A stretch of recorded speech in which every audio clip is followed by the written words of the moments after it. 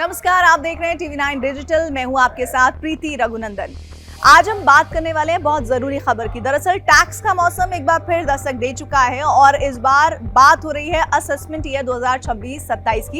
Income tax return यानी ITR form जारी हो चुके हैं और जल्द ही ऑनलाइन और ऑफलाइन फाइलिंग की सुविधा भी शुरू हो जाएगी।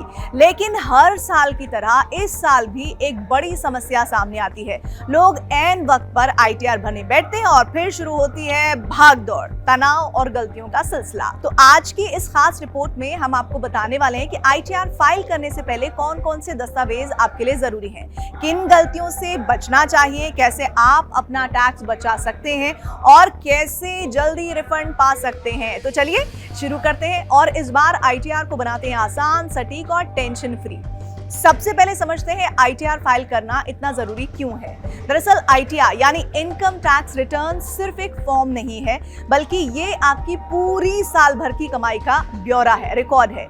इससे आपकी आय का प्रमाण मिलता है, बैंक लोन लेने में मदद मिलती है, वीजा अप्लाई करने में जरूरी होता है ये सब, और सबसे बड़ी बात, आपको टैक्स रिफंड भी मिलता है। लेकिन अगर इसमें गलती हो जाए तो क्या हो सकता है?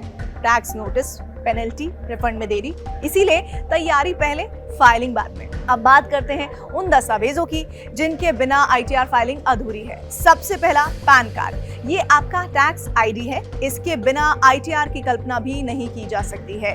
आधार कार्ड से लिंक होना जरूरी है, अगर लिंक नहीं है तो पहले यही काम कर लीजिए जनाब। मोबाइल नंबर और ईमेल अपडेट रखिए, क्योंकि OTP और वेरिफिकेशन यहीं से होगा। अगर आप सैलरीड या नौकरी पेशा हैं तो आपका सबसे बड़ा हथियार है फॉर्म 16। ये आपको आपके एम्प्लॉयर से मिलता है और इसमें होता है आपकी सैलरी यानी पूरी सैलरी, TDS यानी कटा हुआ टैक्स, अलाउंसेस की डिटेल। इंपॉर्टेंट पॉइंट्स हैं, अगर आपने साल के बीच में नौकरी बदली है तो हर कंपनी से फॉर्म 16 लेना जरूरी है। और अब आते हैं सबसे महत्वपूर्ण लेकिन अक्सर नजरअंदाज किए जाने वाले डॉक्यूमेंट पर, form 26AS annual information statement यानी AIS। ये क्या करते हैं? ये आपके पूरे साल के फाइनेंशियल ट्रांजैक्शन का आईना होते हैं। इनमें दिखता है बैंक, ब्याज, TDS, शेयर और म्यूचुअल फंड ट्रांजैक्शन। टिप क्या है? अपने बैंक स्टेटमेंट में इसका मिलान जरूर कर लें, क्योंकि कई लोग FD का ब्याज दिखाना भूल जाते हैं, सेविंग अकाउंट का इंटरेस्ट छूट जाता है और यही बाद में नोटिस का कारण बनता है। अगर आपने ओल्ड टैक्स रेजिम चुना है तो ये डॉक्यूमेंट्स आपकी ढाल हैं। कौन कौन से? LIC पॉलिसी, PPF, ELSS, बच्चों की ट्यूशन फीस, हेल्थ इंश्योरेंस और सबसे जरूरी होम लोन इंटरेस्ट सर्टिफिकेट। इससे आपको ब्याज पर छूट मिलेगी, मूलधन पर छूट मिलेगी, दोनों का फायदा मिलता है। अगर आप किराए के घर में रहते हैं तो HRA क्लेम करने के लिए जरूरी है रेंट एग्रीमेंट और रेंट रिसिप्ट।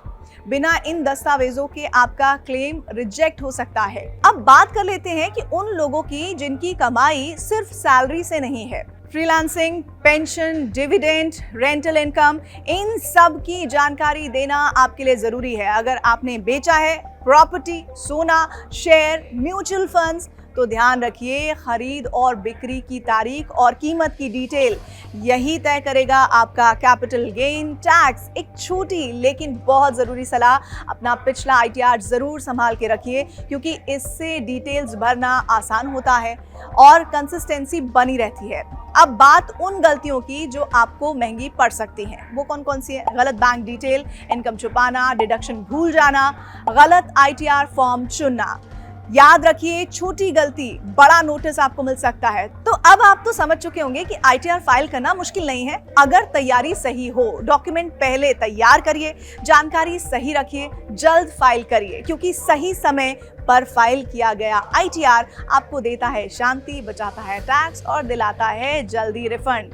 अगर आपको ये जानकारी बहुत अच्छी लगी तो वीडियो को ज़रूर लाइक कीजिए, शेयर कीजिए और हमारे चैनल को सब्सक्राइब ज़रूर कीजिए। शुक्रिया इस वीडियो को देखने के लिए।